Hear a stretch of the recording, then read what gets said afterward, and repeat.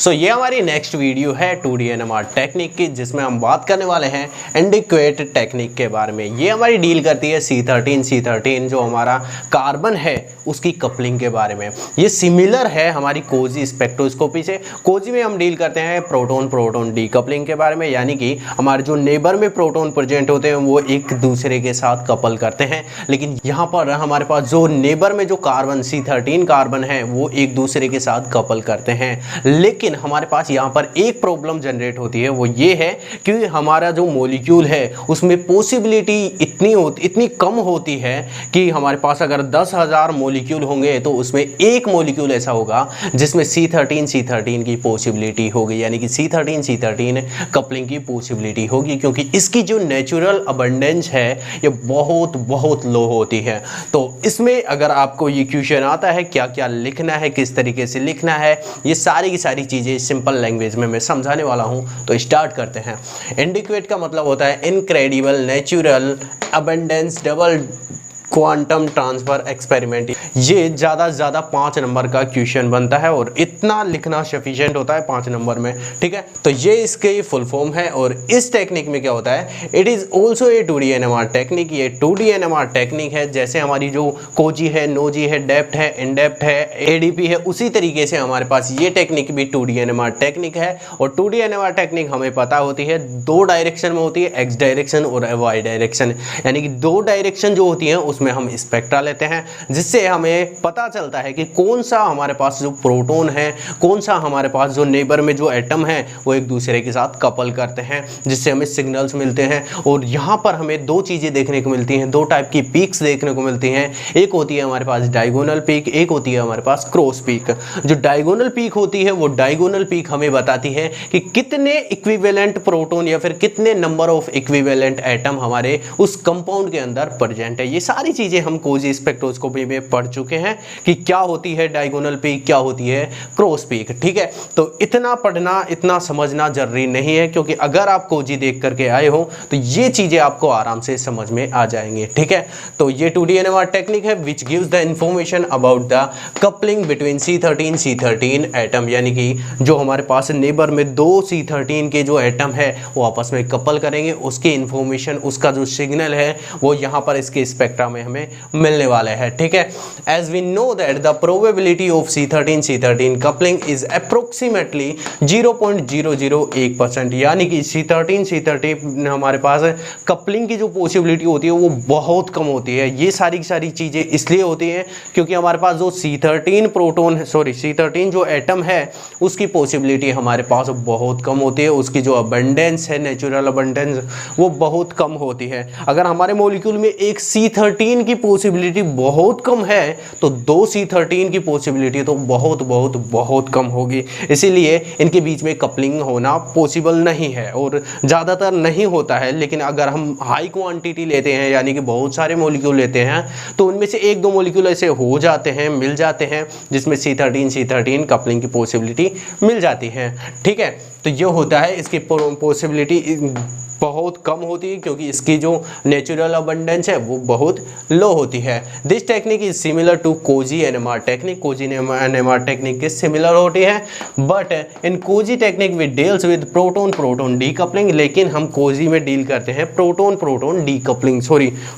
Proton coupling के बारे में, ना कि decoupling. So we observe 2 types of peak, that is diagonal peak and cross peak. Diagonal peak और दो टाइप के पीक मिलते हैं, डायगोनल पीक और क्रॉस पीक। इसके बारे में हम समझ चुके हैं। Cross peak gives the information about the total number of equivalent C13 carbon, यानी कि जो क्रॉस पीक्स हमें मिलती हैं, जो यहाँ पर ये जो पीक्स हैं इनको बोलते हैं हम क्रॉस पीक, और यहाँ पर जो इस लाइन पर जो हमें पीक्स मिलती हैं उनको बोलते हैं डायगोनल पीक। जो हमारे पास क्रॉस पीक होती हैं वो इंफॉर्मेशन देती हैं total number of equivalent proton. यहाँ पर ना क्रॉस पीक की जगह पर आएगा डायगोनल पीक, यहाँ पर आएगा डायगोनल, क्योंकि डायगोनल पीक हमें बताएंगे कि हमारे मॉलिक्यूल में कितने नंबर ऑफ एटम इक्विवेलेंट है, यानी कि कितने नंबर ऑफ एटम सेम है। तो इस लाइन पर जो आएंगी वो होगी डायगोनल पीक, और यहाँ पर जो क्रॉस पीक आते हैं वो क्रॉस पीक हमें इंफॉर्मेशन देती हैं कपलिंग के बारे में, ठीक है। तो हमारे पास जो डायगोनल पीक है गिव्स द इंफॉर्मेशन देती है total number of equivalent C13 carbon, या फिर कोई भी एटम जो हमारे पास इक्विवेलेंट है, total number of equivalent same type के हमारे पास जो भी एटम होते हैं उसका यहाँ पर हमें सिग्नल्स देखने को मिलता है, ठीक है। And cross peak is due to C13 coupling, यानी कि जो क्रॉस पीक्स आती हैं वो हमारे पास कपलिंग की वजह से आती है, और यहाँ पर हम स्पेशली बात कर रहे हैं C13 की। तो क्रॉस पीक यहाँ पर आएंगी C13 के कपलिंग की वजह से, ठीक है। It is also a type of broadband technique, क्योंकि यहाँ पर हमें सारे सिग्नल सिंगलेट के फॉर्म में देखने को मिलते हैं। तो ये हमारे पास एक ब्रॉडबैंड टेक्निक है, ठीक है। अगर हम एग्जाम्पल की बात करें तो ये हमारे पास एक मॉलिक्यूल है जिसमें यहाँ पर देखो ये 2 डैश है, ये 1 डैश है, ये 1 2 3 4, यानी कि इन कार्बन को मैंने नंबर दे रखा है। तो यहाँ पर हमारे पास 1 2 3 4 5 6 टाइप के हमारे पास सिग्नल देखने को मिलते हैं। और यहाँ पर देखो ये जो है ये इसी के टाइप का है, यानी कि ये दोनों सेम है। यहाँ पर ये तीन नंबर, यहाँ ये 2 नंबर है, ये 3 नंबर है, ठीक है। तो यहाँ पर इस टाइप के हमारे पास 6 टाइप के हमारे पास सिग्नल देखने को मिलते हैं।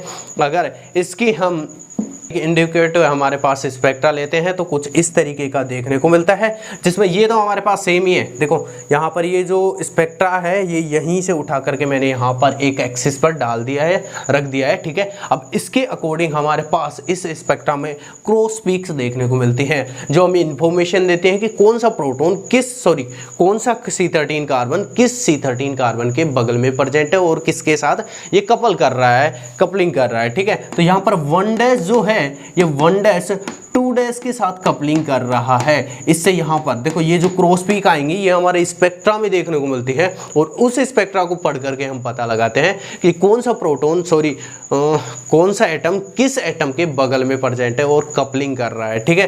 तो यहाँ पर 1 डैश जो है देखो यहाँ पर 1 डैश है और ये 2 डैश है, ये 2 डैश है, यानी कि ये 2 कार्बन एक दूसरे के बगल में है, C13 है, और यहाँ पर ये कपलिंग कर रहे हैं। तो यहाँ पर हमें ये सिग्नल देखने को मिलते हैं, जिससे हम लाइन खींचते हैं तो पता चल जाता है कि यहाँ पर ये 2 जो प्रोटॉन हैं एक दूसरे के साथ कपल कर रहे हैं, ठीक है। तो उसी तरीके से हमारे पास ये 2 पीक्स भी देखने को मिलती हैं, जो कि इसके ऊपर की तरफ हम जाते हैं तो यहाँ पर 1 नंबर है, 1 नंबर ये, ठीक है। और यहाँ पर इसके ऊपर की तरफ जाते हैं तो 1 डैश है, जो कि हमें बताता है कि 1 डैश और 1 ये दोनों के दोनों C13 कार्बन एक दूसरे के बगल में है और कपलिंग कर रहे हैं, ठीक है। तो यहाँ पर इनकी कपलिंग की वजह से यहाँ पर क्रॉस पीक्स आ गई, ठीक है। अगली चीज़ यहाँ पर देखो ये जो है ये 3 नंबर, और यहाँ पर ये जो है ये 4 नंबर, 3 नंबर और 4 नंबर की वजह से यहाँ पर क्रॉस पीक्स आई हैं, जिसके यहाँ पर देखो ये जो लाइन है ना ये हमें ड्रॉ करनी होती है, ये स्पेक्ट्रा में नहीं देखने को मिलती है। ये ड्रॉ कर हम पता लगा सकते हैं आराम से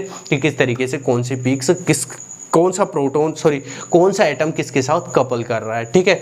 तो यहाँ पर इसकी वजह से ये आ गई। अगली चीज़ अगर इसकी बात करें तो ये 1 नंबर और ये 2 नंबर, 1 2, यहाँ पर 2 और यहाँ पर 1, तो यहाँ पर 2 नंबर और यहाँ पर 1 नंबर एक दूसरे के बगल में है, जिसकी वजह से क्रॉस पीक आई है, जिससे ये पता लगा सकते हैं आराम से हम कि कौन सा हमारे पास C13 किस C13 के बगल में है, ठीक है। तो इस तरीके से इसका स्पेक्ट्रा आता है और इस तरीके से इसे लिखना होता है। तो ये है हमारी आज की वीडियो एंडीक्वेट टेक्निक के बारे में।